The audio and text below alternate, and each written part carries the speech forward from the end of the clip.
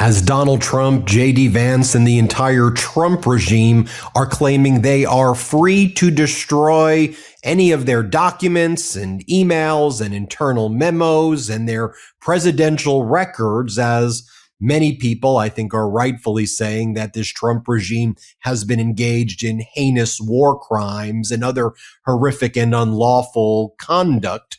Groups are now pushing back to say, we need to stop you immediately from spoliating or destroying your records, which could be evidence in future cases, whether those cases involve future war crime tribunals, whether they involve future criminal cases, whether they involve future congressional hearings. You can't destroy your documents. So in the midst of everything going on with the chaos taking place throughout the world, this didn't really get reported enough, but we've been drilling down on it on the MeidasTouch network. The Department of Justice, through its Office of Legal Counsel, issued a memo saying that the Presidential Records Act is unconstitutional. The Presidential Records Act requires that the president, the executive branch, preserve their records that are presidential in nature, that you can't delete or shred it because it belongs to the people.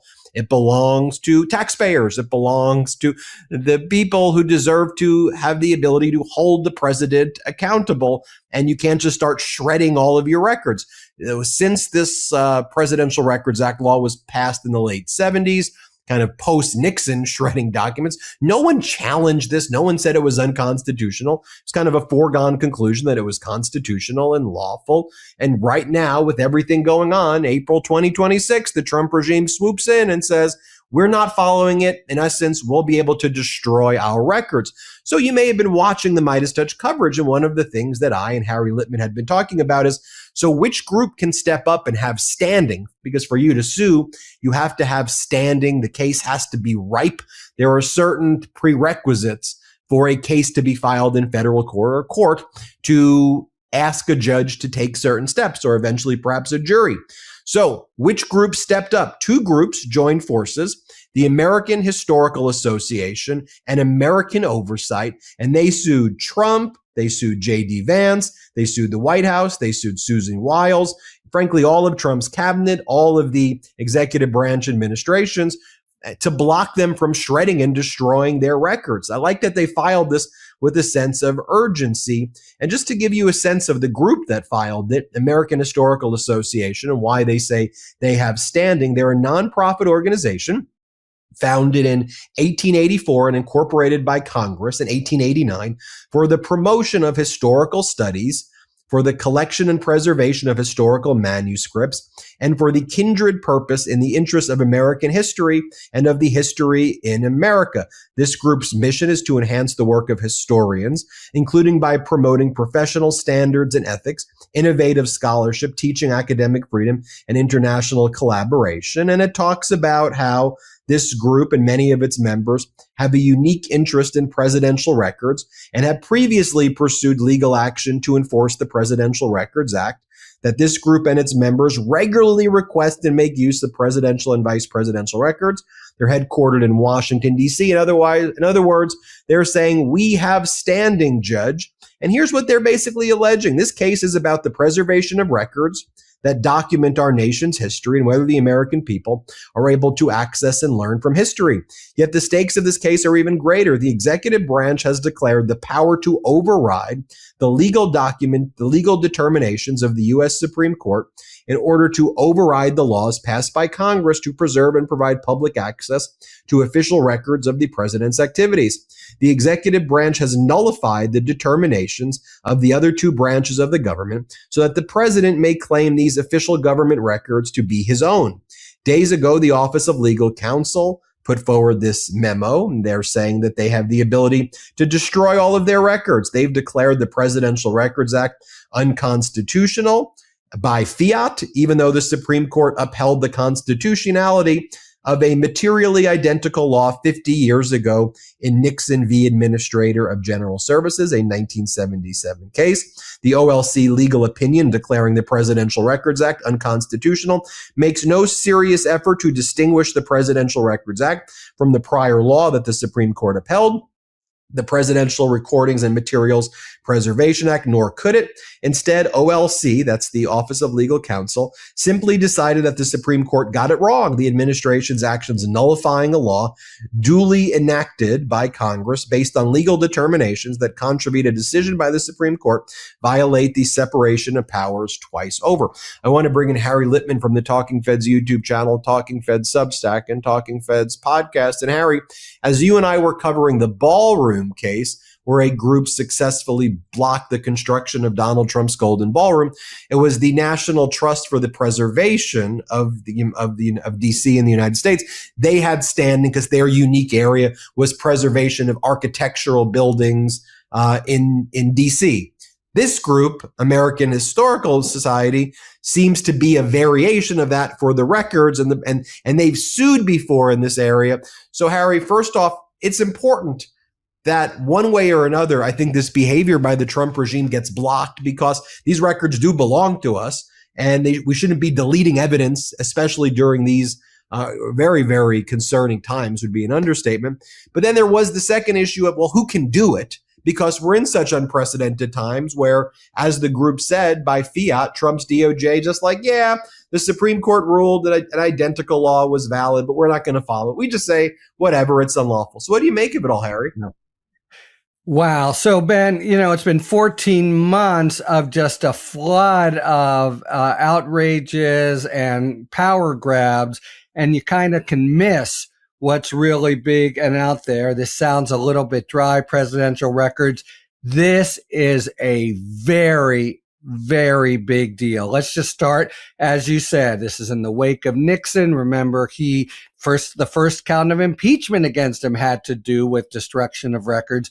And since this act was passed in 1978, not only has no one in the executive branch questioned its constitutionality, it's been punctiliously adhered to.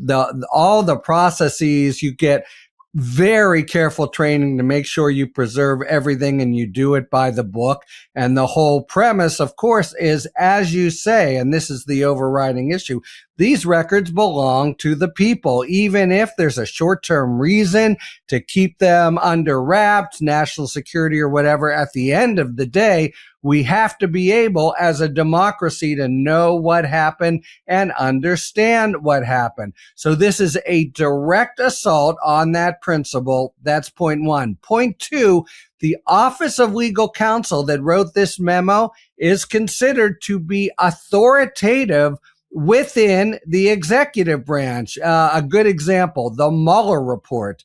The OLC had said that you can't indict a sitting president. The Supreme Court hadn't, but remember, Bob Mueller said, I'm not going to even detail all this stuff about Trump because it would be unfair because I can't indict him, so he can't clear his name.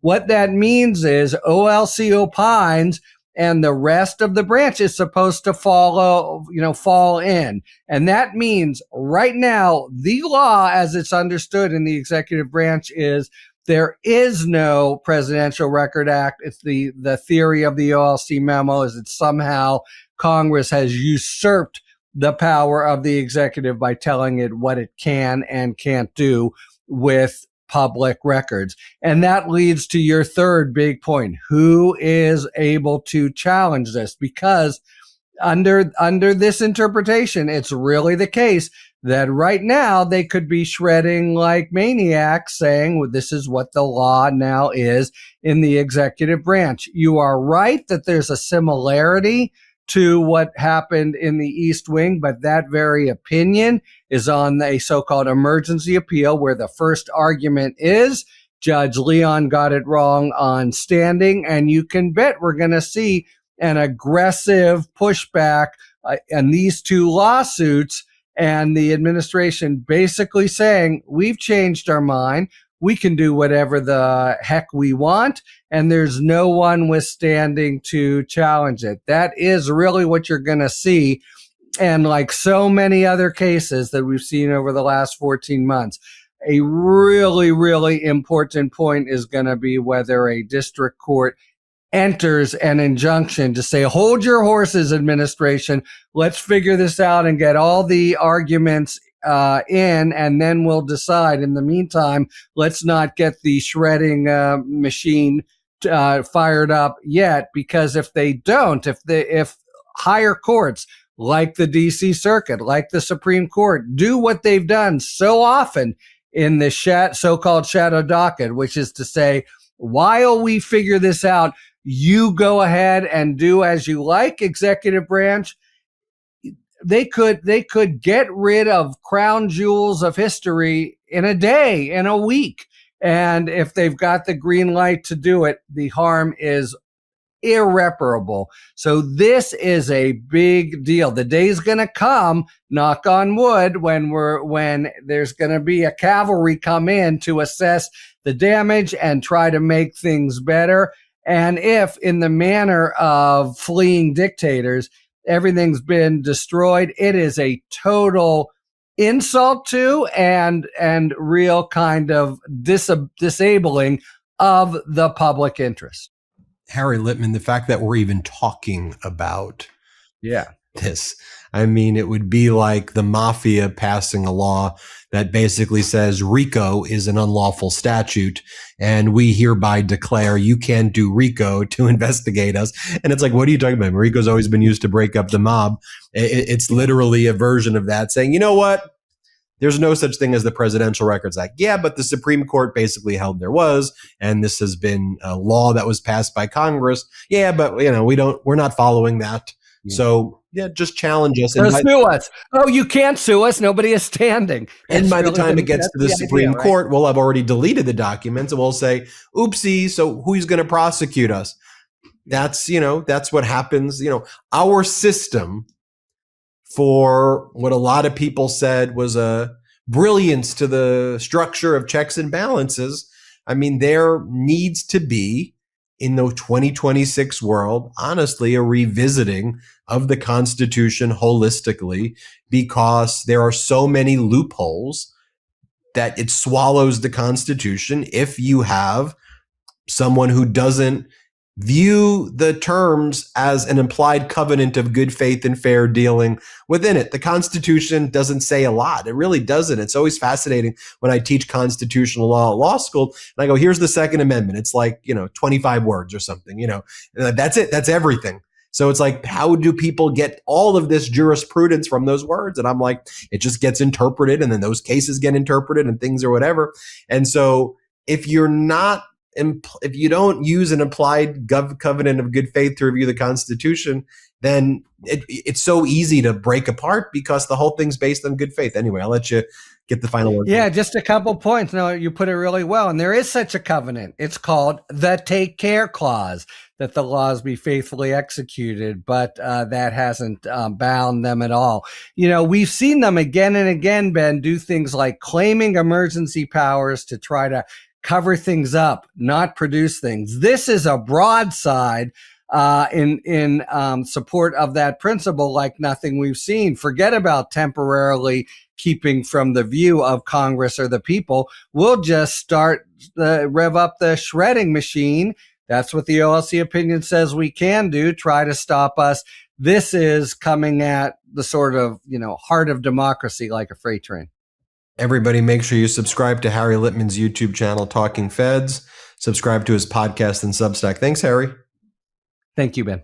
Want to stay plugged in? Become a subscriber to our Substack at MeidasPlus.com. You'll get daily recaps from Ron Filipkowski, ad-free episodes of our podcast, and more exclusive content only available at MeidasPlus.com.